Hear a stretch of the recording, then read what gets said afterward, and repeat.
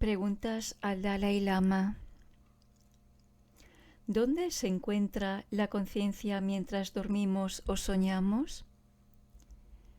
Al dormir se absorben las 5 conciencias sensoriales, pero no totalmente, ya que si alguien nos araña la mano, nos despertaríamos. En cualquier caso, se tornan más sutiles.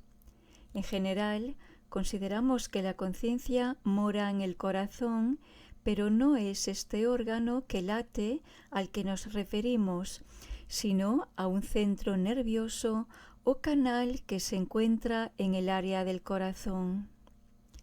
En los textos mántricos se describen los centros nerviosos emplazándolos en el centro del cuerpo, pero estas descripciones tienen como finalidad la meditación y no tienen por qué coincidir con el hecho real en cuanto a su localización exacta. No obstante, cuando meditamos de acuerdo con estas instrucciones, obtenemos resultados definitivos como la generación del calor y la cesación de los conceptos. El centro del corazón se forma exactamente en el lugar donde la conciencia entra en el óvulo fecundado y después, al morir, la conciencia más sutil abandona el cuerpo por ese mismo punto. El Tantra de Kalachakra expone un sistema de 4 gotas que sirven como base de las conciencias sutiles en las que se encuentran varios tipos de predisposiciones. En esta exposición, la gota de la frente genera el estado de vigilia.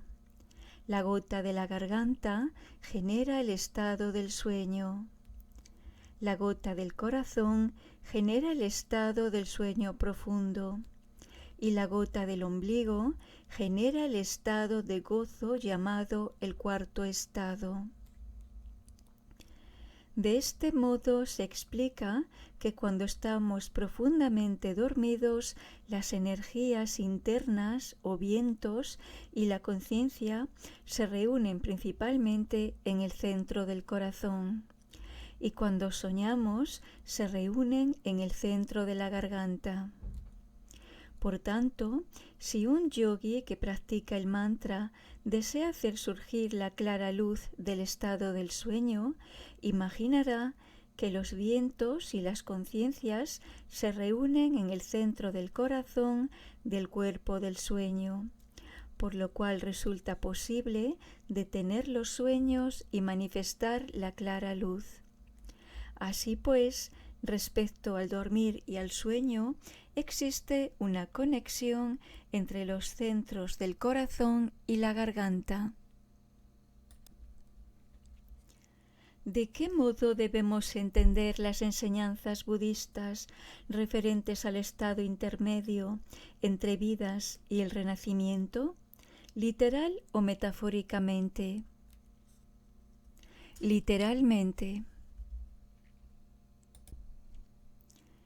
La experiencia de la muerte se encuentra de algún modo influida por su naturaleza, como en los casos en que la muerte es causada por la enfermedad, el suicidio, el asesinato o la vejez. Si morimos por accidente, en un accidente de tráfico, por ejemplo, experimentamos 8 niveles de disolución de la conciencia, pero estos ocurren muy rápidamente. Si una persona muere después de una grave y prolongada enfermedad en la cual los constituyentes del cuerpo se han consumido y éste se ha tornado extremadamente débil, experimenta también los estadios de disolución, pero estos no aparecen con claridad, son poco precisos. Por esta razón, uno realiza la práctica de la transferencia de la conciencia, si es capaz de ello, antes de que el cuerpo se haya debilitado demasiado. No obstante, Esta práctica debe ser llevada a cabo únicamente cuando se han percibido los signos definitivos de la muerte y se han aplicado las técnicas para detener el proceso de la muerte sin que ello haya dado resultados. En su defecto, caería en la falta de cometer suicidio. ¿Qué piensan los budistas del aborto? El aborto está considerado como la acción negativa de matar a un ser viviente.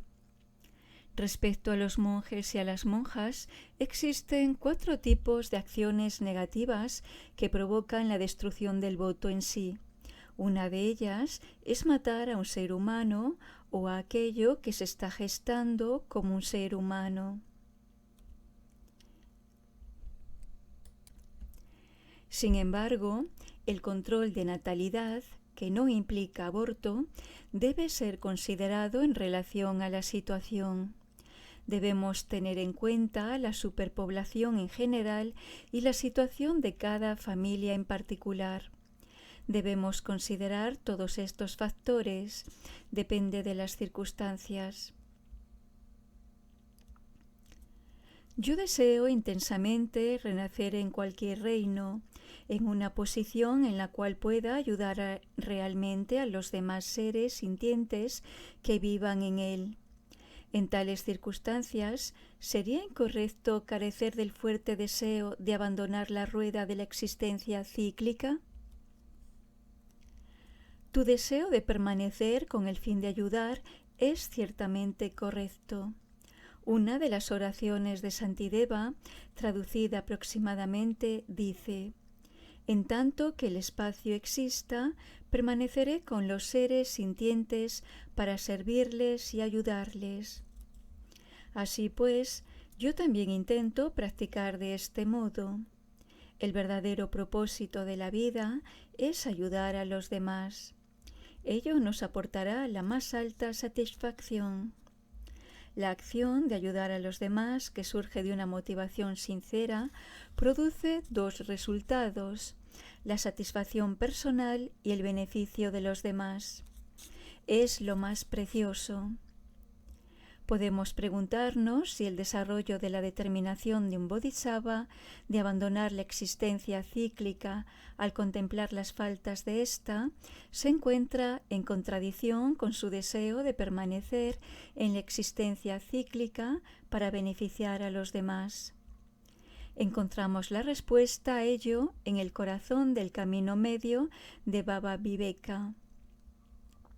Dice que al contemplar las faltas de la existencia cíclica, uno no tiene ningún deseo de permanecer en ese tipo de vida y genera la poderosa aspiración de liberarse de la rueda cíclica de nacimiento, vejez, enfermedad y muerte.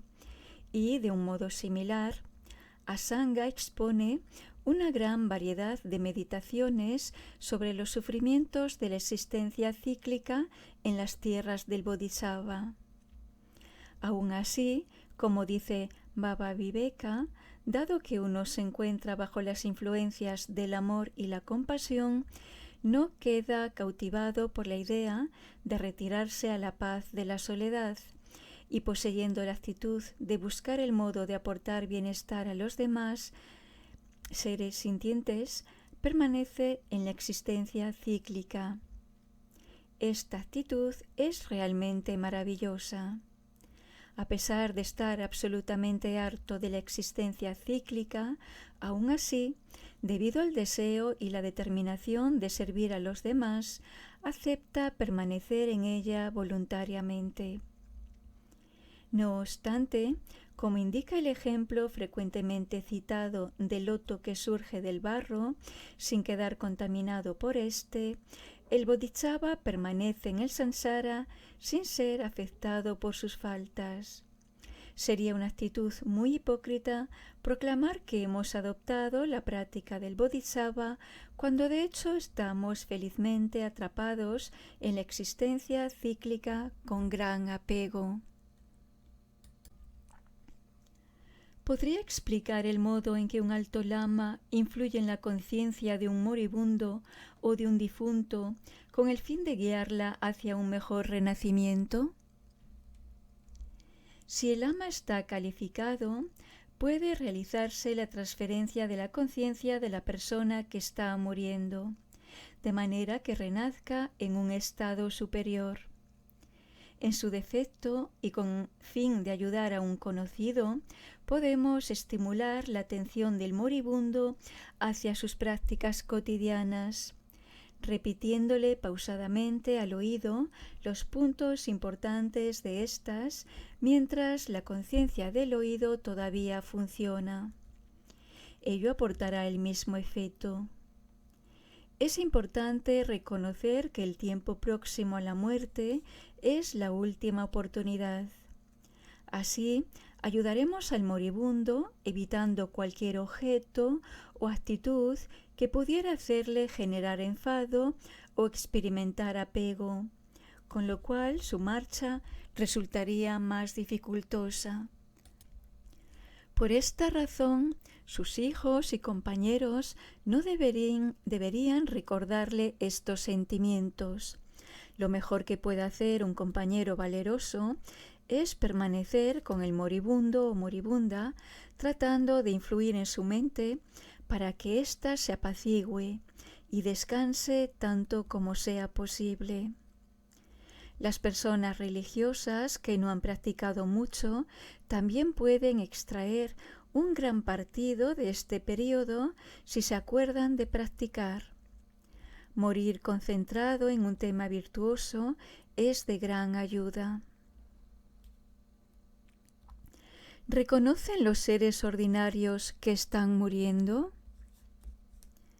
Hasta que no se generan las conciencias sutiles, las personas ordinarias también podemos reconocer que nos estamos muriendo. Pero cuando la conciencia se torna bastante sutil, tendemos a perder la atención. La tercera de las 4 conciencias sutiles que aparecen en serie durante el proceso de la muerte se compone de 2 fases. En una de ellas, la persona todavía es consciente y en la otra ya no lo es. En el caso de un paro cardíaco total con pérdida completa de las funciones corporales, quizá durante años, ¿qué podemos hacer para ayudar? ¿Qué efectos tiene ello en el estado intermedio?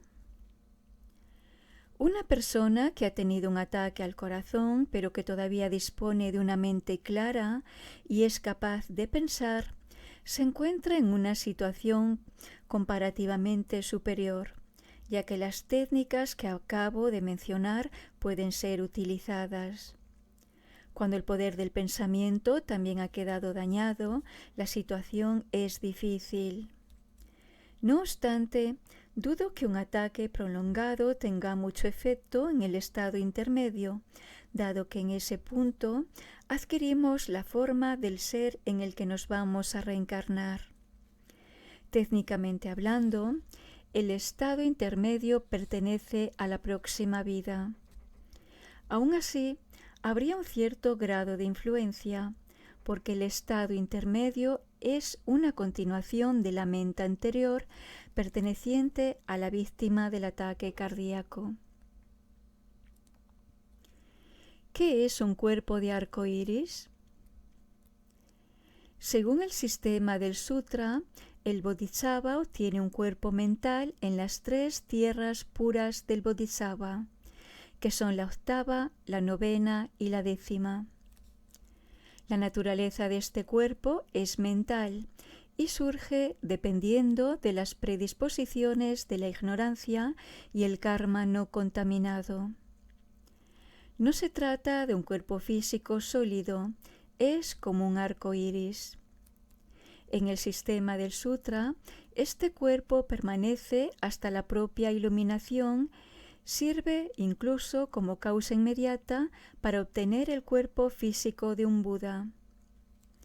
El sistema tántrico critica esta visión porque afirma que a pesar de ser un cuerpo de luz, Un cuerpo de arco iris se genera dentro de los confines del nivel de las predisposiciones de la ignorancia. El sistema tántrico niega que un cuerpo físico generado por una causa impura pueda ser una entidad indiferenciable de la mente exaltada de un Buda, la cual se encuentra totalmente separada de todos los engaños. Así pues, el Tantra del Yoga Superior afirma que el cuerpo físico de un Buda debe ser adquirido dependiendo de la mente muy sutil y del viento muy sutil. Como expliqué el otro día, estos poseen una naturaleza muy pura, por lo cual pueden servir como origen del cuerpo físico de un Buda. En general, el cuerpo creado de la mente y el viento más sutiles se llama cuerpo ilusorio. En el sistema del Tantra de Guhya Samaja, el cuerpo puro se produce a partir del cuerpo y la mente sutiles. La mayoría de las enseñanzas tántricas, el Tantra de Eruka, el Tantra de Vajra, etc., presentan la misma combinación de cuerpo y mente, pero los tantras madre exponen el logro del cuerpo de arco iris de un modo diferente y único. Asimismo, en los textos de la escuela mántrica de la antigua traducción de la tradición Nyingma, existe una enseñanza acerca de un cuerpo de arco iris de gran transferencia. Además, existe una enseñanza referente a la liberación del cuerpo como un cuerpo de arco iris en la cual el viejo cuerpo se disuelve completamente en el cuerpo de arco iris. Esta enseñanza está destinada a aquellos que practican el sistema de saltar vigorosamente de la tradición Nyingma. En el sistema de Kalachakra encontramos una explicación acerca del cuerpo vacío, un cuerpo vacío de toda partícula material, el cual no es un cuerpo ilusorio obtenido de los vientos, sino que se adquiere en el contexto de la mente de la clara luz. Así pues, existen numerosos tipos de cuerpos de arco iris. Si la raíz del sufrimiento es el apego, ¿existe contradicción entre desear tener una familia y desear la liberación del sufrimiento? Yo creo que debemos diferenciar entre los deseos que son causados por la ignorancia y los deseos razonados. En tibetano existe una diferencia entre aspirar y desear. Por ejemplo, un bodhisattva renace por medio de sus aspiraciones y no por causa de su deseo. Del mismo modo, es adecuado aspirar a la liberación. Igualmente, los seres como los destructores del enemigo, los cuales han eliminado todas las emociones aflictivas, tienen pensamientos como el siguiente: esto y aquello es bueno, lo necesito. Estos meros pensamientos no son conciencias aflictivas. Del mismo modo, si consideramos el deseo de tener una familia, existen personas que practican el camino del bodhisattva y la consiguen. Además, en las escrituras acerca de la disciplina, el propio Buda estableció unos votos para las personas laicas y otros para los monjes. Así pues, no existe una prohibición generalizada acerca del deseo de tener una familia. ¿Podría decirme si la liberación de la existencia cíclica es lo mismo que la iluminación completa? No, no es lo mismo. Existen dos tipos de nirvana que explicaré más tarde. ¿Sería posible realizar experimentos objetivos acerca de la materia sutil o la mente sutil, de modo que pudieran convencer a un científico materialista? Sería bueno hacerlo, inténtelo. ¿Por qué son las mujeres el objeto principal de crítica en tantos textos budistas? Las faltas del cuerpo de la mujer se examinan, por ejemplo, en la preciosa guirnalda de Nagarjuna y en realizando las acciones del Bodhisattva de Santideva. No obstante, no se escribieron por considerar inferior a la mujer.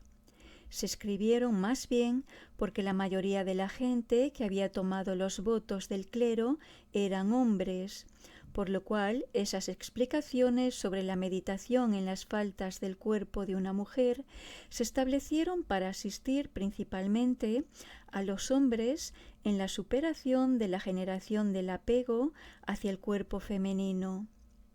Del mismo modo, una monja debe aplicar esas mismas faltas al cuerpo del hombre para superar la generación de apego hacia él. ¿Podría usted sugerirnos varias formas en las que las enseñanzas de Buda pueden ayudar a aliviar una depresión profunda? Es difícil contestar a eso. Decimos que cuando un karma fructifica ya no puede ser revocado. Esto quiere decir que si el órgano de tu oído, por ejemplo, está deformado debido al karma anterior, poco podrá hacerse al respecto. Sin embargo, antes de que este resultado haya fructificado de un modo manifiesto, existen medios para eliminar la fuerza de ese karma que, en su defecto, produciría este resultado. Una técnica útil es aquella en la que manifestamos o confesamos esa acción. Desarrollamos un sentimiento de arrepentimiento por haberla creado y generamos la intención de evitarla en el futuro. Creo que cuando uno cae en una depresión profunda es difícil salir de ella, pero aún así podría haber excepciones. Sin embargo, existen muchos tipos de adiestramiento mental para detener los primeros estadios de la depresión. Según mis propias experiencias, ciertas enseñanzas nos ayudan cuando debemos enfrentarnos con grandes dificultades y numerosos problemas y tragedias. Es muy útil, por ejemplo, la comprensión de la impermanencia, puesto que ella percibe la naturaleza del sufrimiento de este tipo de vida. También nos será muy útil comprender que dicho suceso ha ocurrido debido a nuestro propio karma. Cuando experimentamos dificultades y sufrimientos tremendos, es importante tener en cuenta que estos se deben básicamente a nuestros propios errores del pasado, nuestras faltas del pasado. Así disminuiremos nuestra ansiedad e inquietud. Examinemos seguidamente el problema en sí. Su naturaleza es impermanente. Ha venido y se irá. Esto también nos ayudará. Además, después de todo, nos encontramos en la existencia cíclica, por lo cual, tarde o temprano, tendrán que aparecer los problemas. Esta perspectiva nos aporta una mayor fuerza. Una vez más, como dice Santideva, si se trata de algo que puede ser solucionado, no hay necesidad de preocuparse. Y si es algo que no puede ser resuelto, ¿de qué serviría preocuparse? Es algo muy alentador reflexionar sobre estas líneas. Igualmente, un consejo que nos puede servir es percatarnos de que es preferible afrontar estas pequeñas cantidades de tragedia durante la vida humana, ya que en ella disponemos de un mejor equipamiento para afrontar los problemas. Si nos ocurriera lo mismo durante un tipo de vida distinto, por ejemplo, como animal, sería más bien desconsolador. Así pues, afrontemos el problema durante este periodo. Esto es afortunado. También nos ayudará a considerar el modo de pensar de un bodhisattva que busca el bienestar de la mayoría, por encima de su propio beneficio. Yo soy un ser humano, un monje, y en mi caso el Dalai Lama, a quien un gran número de personas respetan, pero cuando comparo el bienestar de los demás con el mío propio, yo soy solo una persona, por lo cual no soy digno de ser el principal objeto de interés. El bienestar de los demás es mucho más importante. Después, con esta actitud, es bueno pensar que el dolor que experimento sirva como sustituto del sufrimiento que los demás deben padecer. Esta práctica se llama tomar el sufrimiento de los demás y darles felicidad propia. Ello nos aporta una fuerza interior verdadera. Si pensamos en esta línea, no percibiremos nuestro propio sufrimiento como algo desafortunado, sino como una oportunidad afortunada para practicar estas enseñanzas. Incluso llegaremos a pensar, ojalá vinieran más problemas porque de ese modo dispondría de más oportunidades para practicar. Con ello obtenemos una determinación interior, la determinación del bodhisattva, firme como el acero.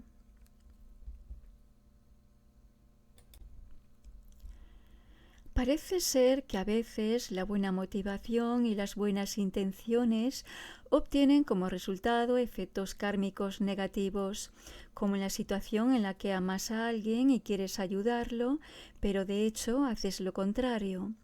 Tal vez el decir que una buena motivación produce un resultado positivo es una simplificación excesiva. Si motivados por el deseo de beneficiar a los demás nos involucramos en una acción que no sirve de ayuda, sino que causa perjuicio, entonces, dado que por nuestra parte teníamos una buena motivación, no acumularemos ninguna falta y el efecto kármico que experimentaremos será positivo. El perjuicio que le fue temporalmente causado a la otra persona se debe a que nos encontrábamos oscurecidos respecto al método apropiado para ayudar a esa persona. Esa es la razón por la cual es necesaria la unión de la motivación altruista y la sabiduría. Así pues, decimos que incluso un bodhisattva en el camino de la preparación tiene solo un símil del modo de proporcionar el bienestar a los demás. No obstante, cuando uno ha logrado el camino de la visión y de la meditación y posee las 5 clarividencias, conoce las disposiciones mentales y los pensamientos de los demás tal como son. Mediante este conocimiento, la capacidad de ayudar a los demás se incrementa cada vez más. ¿Podría usted hablar acerca de la curación mediante el uso de la energía psíquica? No tengo mucho que decir al respecto. En los rituales mántricos existen medios para curar enfermedades y demás. Se realizan mediante la combinación de las fuerzas de las sustancias, el mantra y la estabilización meditativa. También, de un modo más sencillo, podemos hacer súplicas o efectuar expresiones del poder de la verdad. Si esto o aquello que he realizado es verdadero, sirve de ayuda. También existen casos de personas que están dotadas del poder de curar debido a sus acciones en las vidas anteriores. ¿Es cierto que el suicidio crea necesariamente un mayor sufrimiento en los renacimientos subsecuentes? El suicidio se describe como algo extremadamente dañino. En particular, se dice que para alguien que ha tomado los votos tántricos al recibir una iniciación del Yoga Tantra o del Yoga Tantra superior, el quitarse la vida incurre en la falta de matar a una deidad.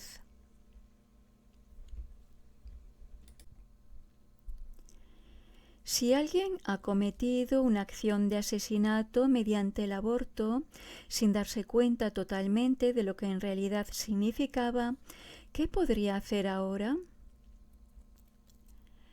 Todos nosotros somos personas que acumulamos faltas en el pasado.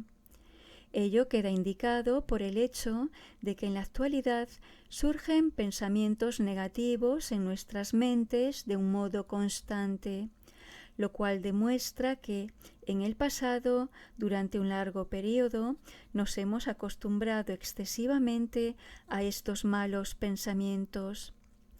Por ello decimos que examinando nuestro cuerpo actual podemos saber lo que hacíamos en el pasado, y mirando lo que ahora estamos haciendo con nuestra mente podremos saber qué nos ocurrirá en el futuro. De todos modos, respecto a cualquier acción errónea acumulada en el pasado, debemos ocuparnos de confesarla y de desarrollar la intención de evitarla en el futuro. Para un practicante budista, las prácticas habituales incluyen las postraciones y la recitación de ciertos mantras como el de las 100 sílabas. Uno de los mejores métodos es hacer ofrendas a los pobres y a los enfermos. Ofrecer donaciones destinadas a fines educativos y al campo de la medicina es una gran labor. Uno de los mejores métodos para acumular méritos.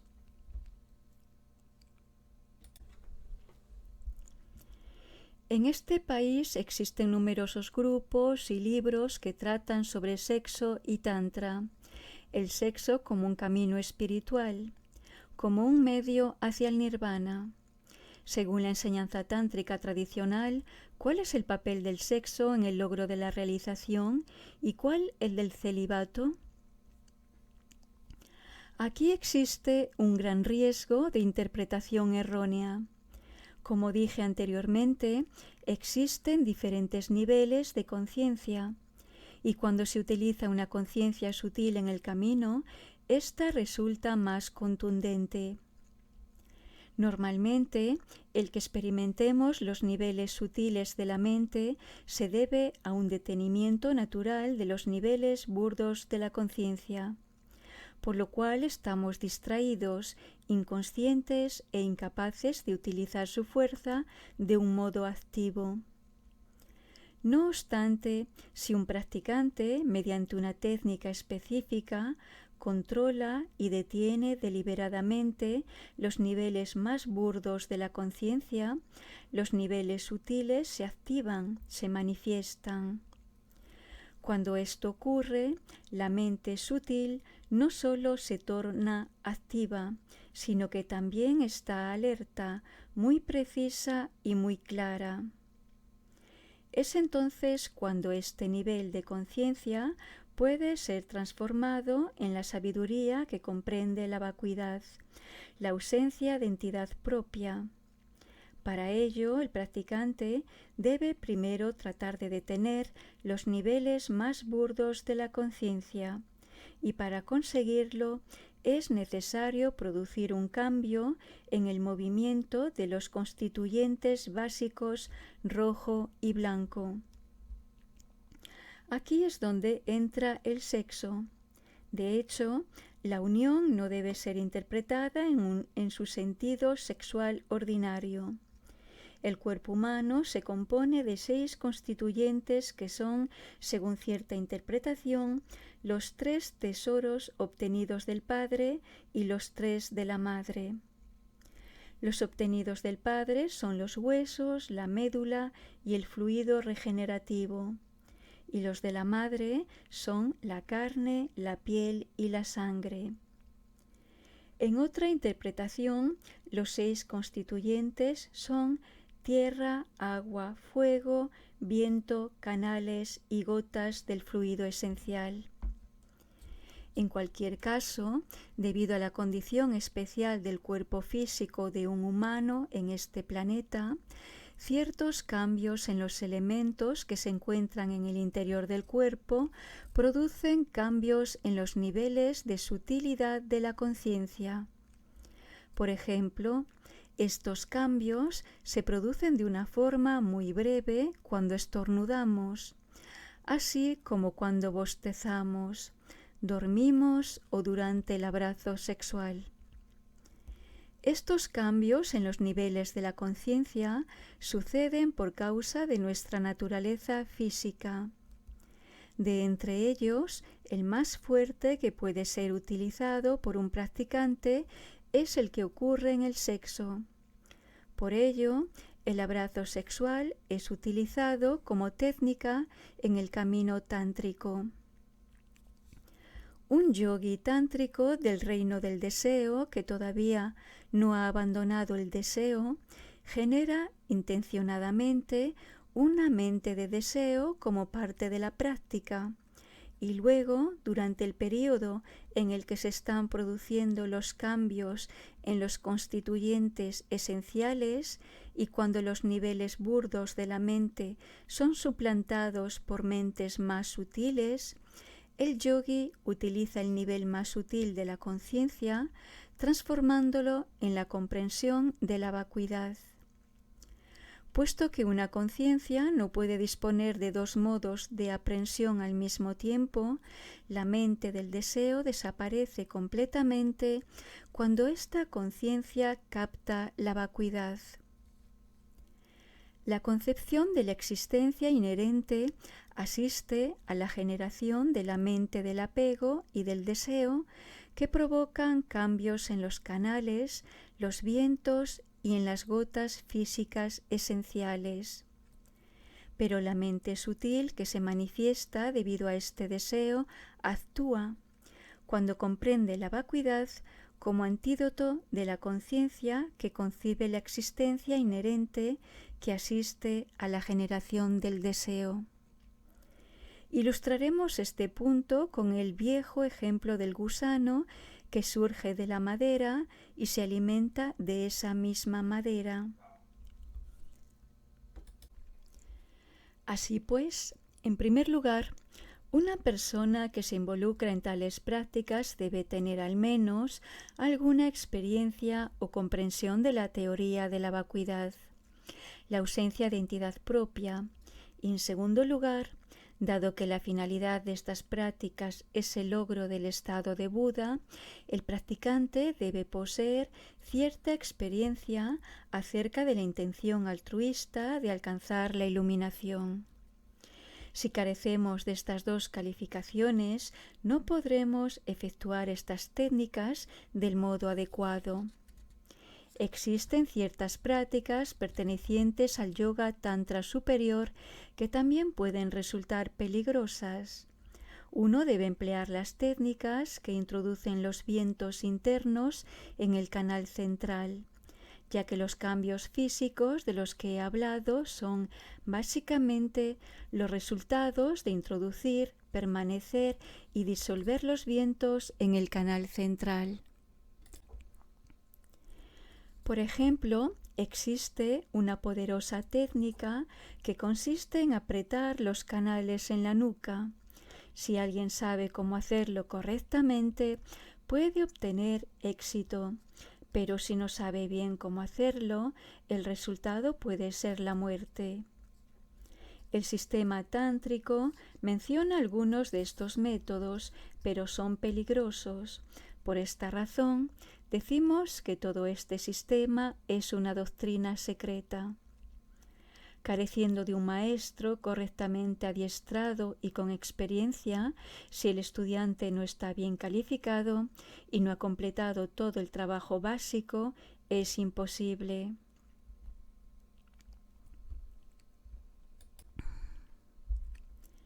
¿Podría usted comentar la existencia, la validez y la naturaleza de la clarividencia? El sistema del Sutra y el sistema del Tantra exponen medios para alcanzar la clarividencia. En el sistema del Sutra, el practicante debe alcanzar la estabilización meditativa de la calma mental. Sin ella, es imposible desarrollar la clarividencia.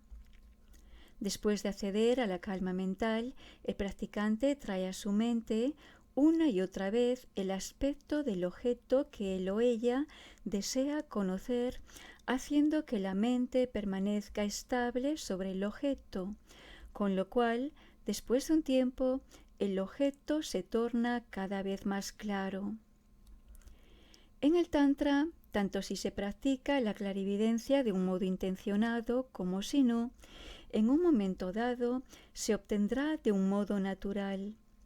En cualquier caso, cuando se alcanza el punto en el cual la sabiduría excelsa del gozo y la vacuidad no duales comprende la vacuidad directamente, las clarividencias son subsecuentemente producidas por medio de su fuerza.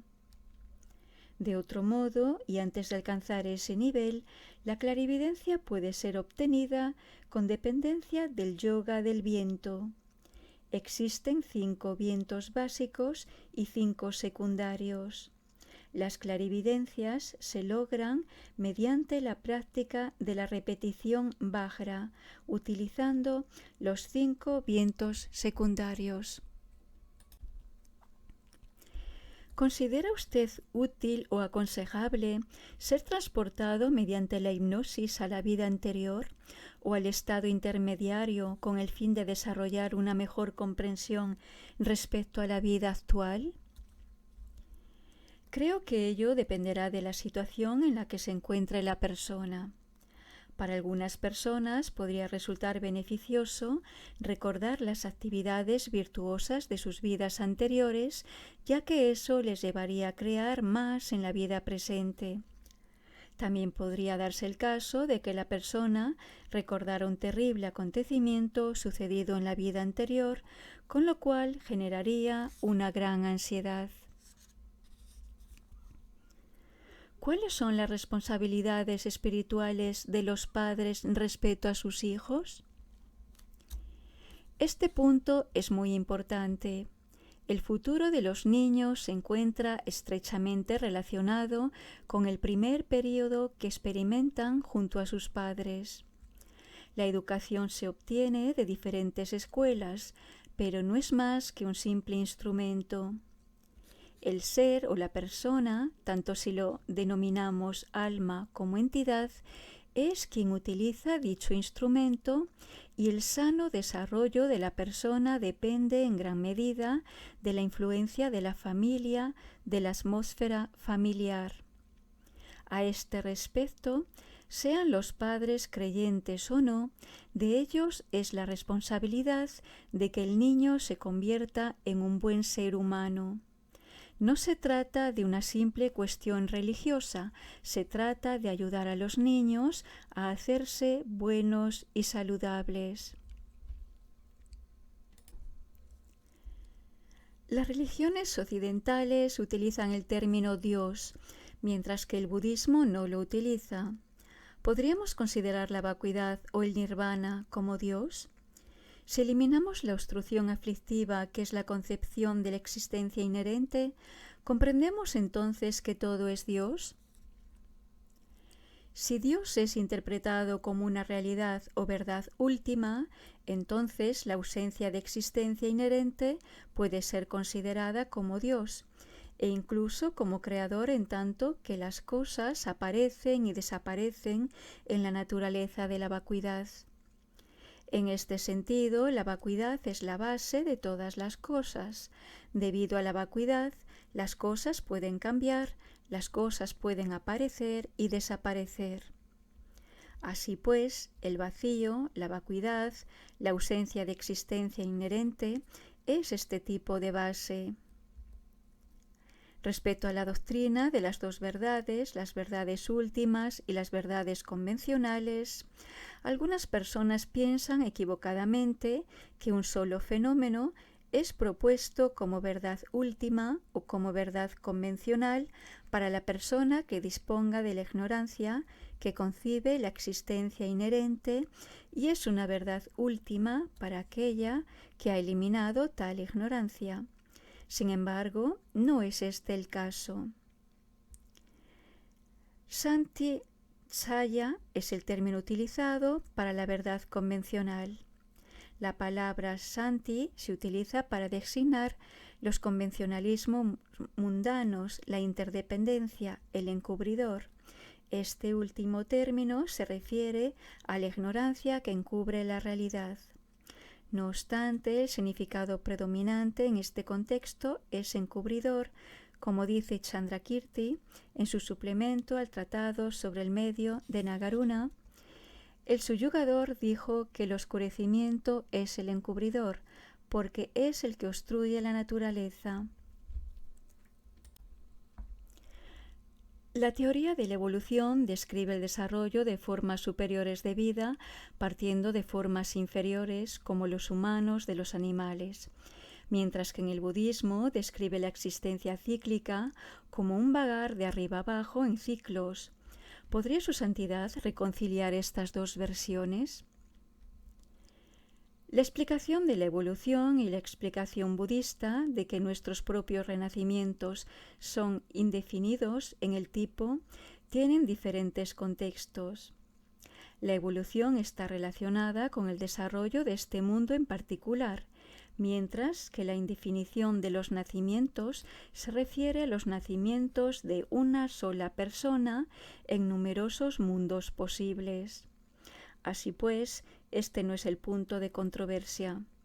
No obstante, encontramos un problema en las diferentes explicaciones de cómo se formó este mundo.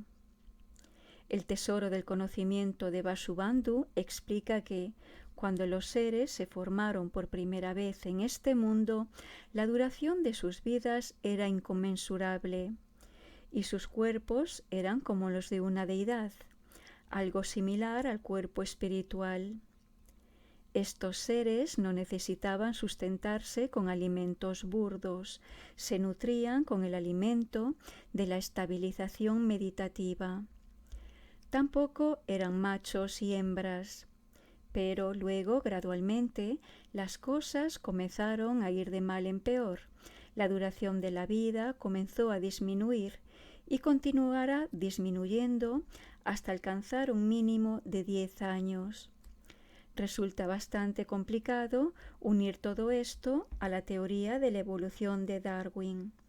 Entonces, ¿cómo podríamos llegar a compaginarlas? Francamente, no lo sé.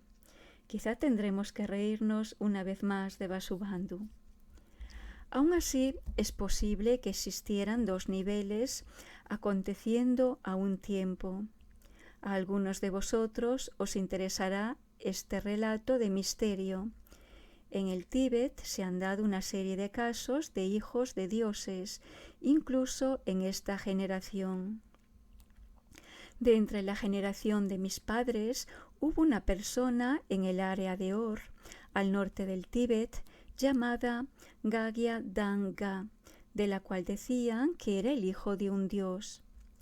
Su madre había pasado la noche con un dios de su región y dio a luz a ese niño.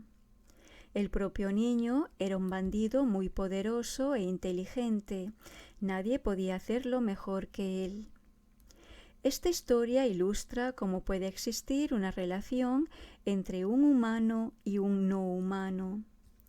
Por tanto, el mejor arreglo será decir que existe un nivel de existencia que soporta este tipo de proceso de seres en el mismo planeta que evolucionan según el modo descrito por Darwin.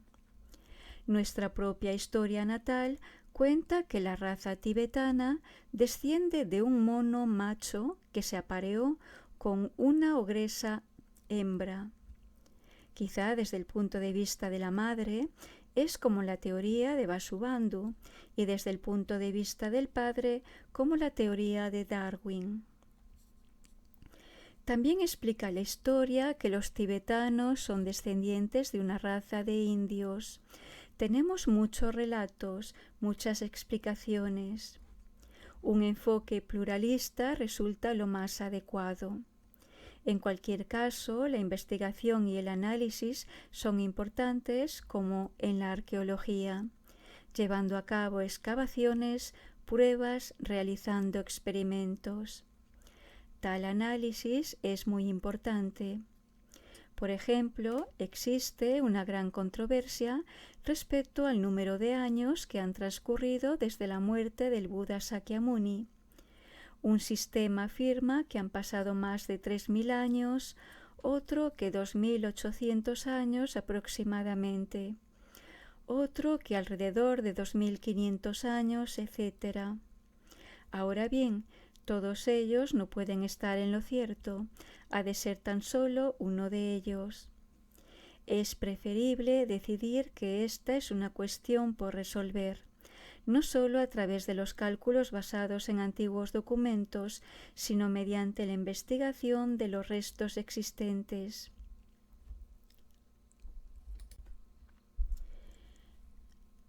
¿Disponen las mujeres del potencial para llegar a ser bodhisattvas superiores, destructores del enemigo, lamas, reencarnaciones y demás miembros venerables de la comunidad espiritual? No existe ninguna diferencia en absoluto entre hombres y mujeres a este respecto. Aún así, existe un problema, ya que se dice que para tomar los votos de una monja totalmente ordenada, la ceremonia requiere la presencia de una combinación de monjes y monjas. Pero ninguna monja india totalmente ordenada marchó al Tíbet, de forma que nunca pudo realizarse una ceremonia de ordenación. Así pues, en el pasado, en el Tíbet, las monjas novicias no podían tomar los votos de una monja completamente ordenada.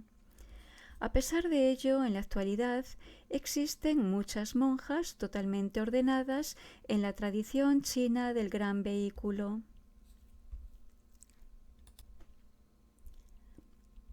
El otro día se habló de los demonios Devaputra, que siempre están creando obstáculos a los seres que desean eliminar sus oscurecimientos.